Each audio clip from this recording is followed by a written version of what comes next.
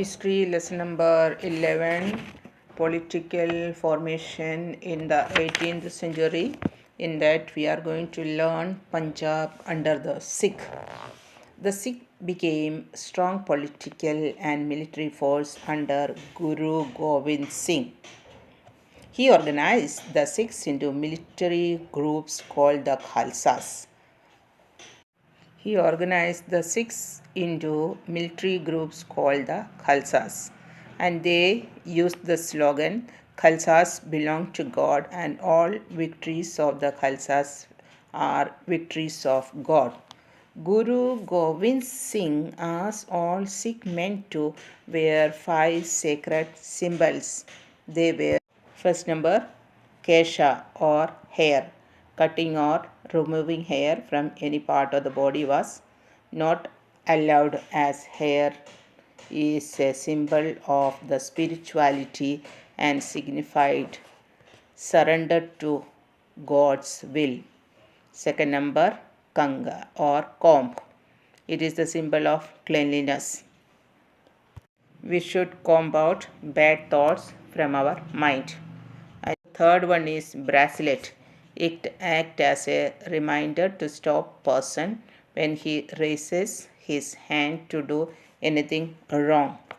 Or the next one is the underwear. It is symbol of high moral character. Next one, dagger. It is to be used to defend the helpless and uphold truth. After Guru Gobind Singh, the Sikh were led by Banda Bahadur. He continued the struggle against the Mughals. In the second half of the 18th century, the Sikhs formed 12 political groups.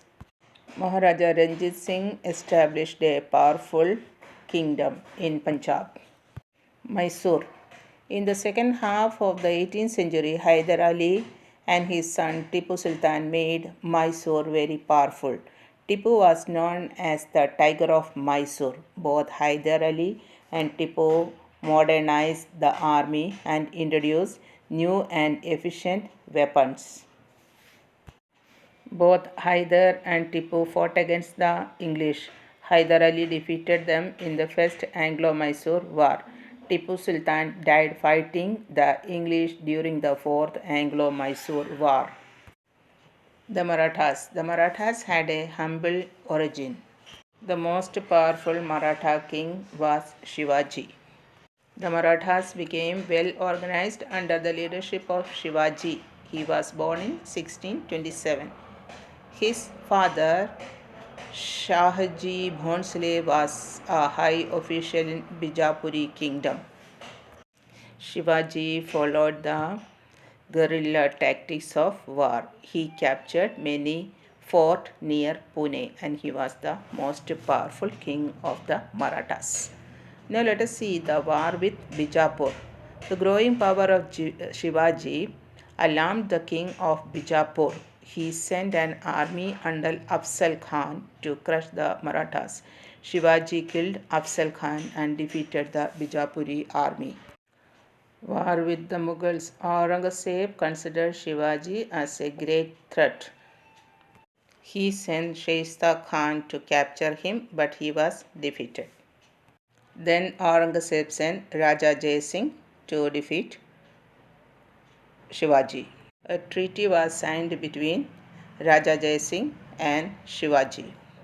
As per the treaty, Shivaji agreed to accept Aurangzeb as his overlord and pay him an annual tribute, and he surrendered 23 forts to Aurangzeb and to meet Aurangzeb at his court.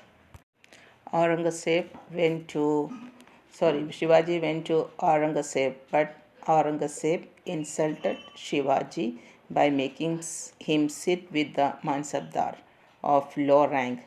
Shivaji tried to leave the court, but he was put under house arrest. From the house arrest, he escaped himself in a basket filled with sweets and fruits. In 1670, Shivaji renewed hostilities with the Mughals. He raided Surat again and captured a huge booty. last years. In 1674, Shivaji crowned himself as the king.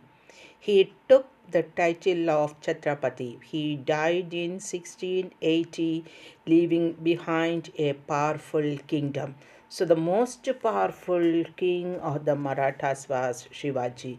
And now, let us learn about Shivaji's administration. Shivaji was a successful administrator. He had a council of 8 ministers called the Ashtapradhan to advise him. The word comes from Sanskrit and means important. 8. The 8 ministers were Peshwa, Senapati, Nyayadish, then the Panth, then the Sumantras and the Mantris. Now let us see the sources of revenue. Land revenue was the main source of income. So now he directly collected. Shivaji collected 2/5 of the produce as land tax. The chauth means 1/4 of the total land revenue that farmers paid to the king. Shivaji collected this tax in return for not raiding these territories. The next type of revenue was the Sardesh Mukhi, that was 1/10 of the land revenue which was given to the chief of the Marathas.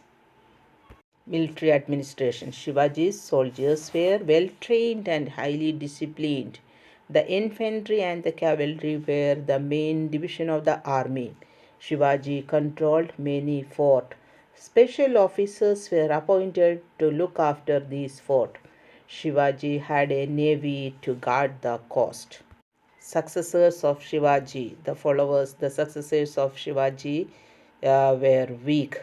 In the 18th century, power passed into the hands of the Peshwas. It was under that the Marathas became dominant regional power.